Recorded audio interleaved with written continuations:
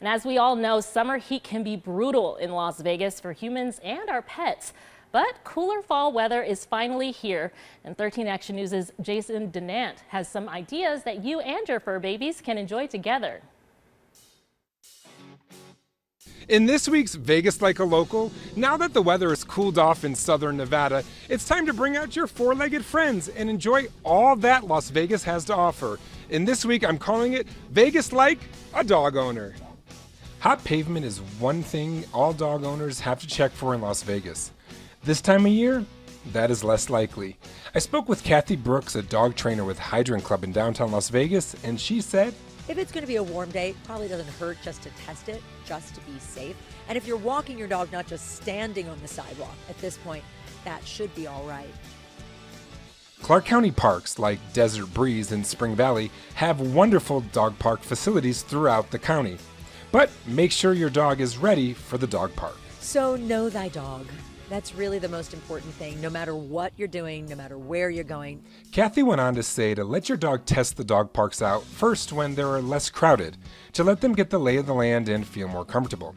Visit ktnv.com for a list of dog parks in the Las Vegas area.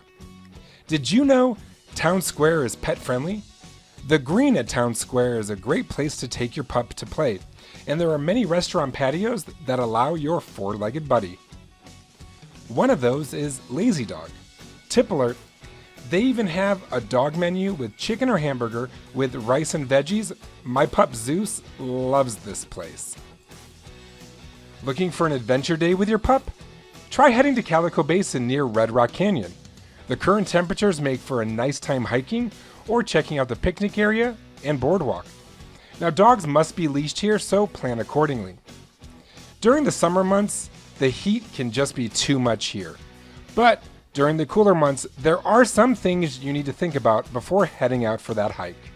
You have different things that are blooming if you take your dog out into Red Rock, or you go to Mount Charleston or some of the public dog parks. You want to think about things like, are there plants here that my dog maybe shouldn't be chewing on? If I see my dog chewing on something in a park, I want to make sure I know what it is.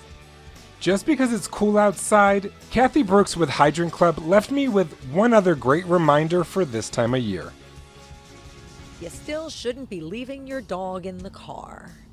So don't leave your dog in the car. I don't care if it's in the shade. I don't care if the windows are open. Now, if you're out at night these days, so if I go out at 8 o'clock at night to run to Walgreens and run an errand, when the sun is down and it's dropped to 50 degrees is what we've had in this last week, different story. Crack the windows, run inside, run back out. Different story. But during the day, leave your dog at home. Whether you're taking your dog for a hike out in nature, a walk downtown, or a local dog park, enjoy your time outside and explore our awesome city. Jason Denant, 13 Action News.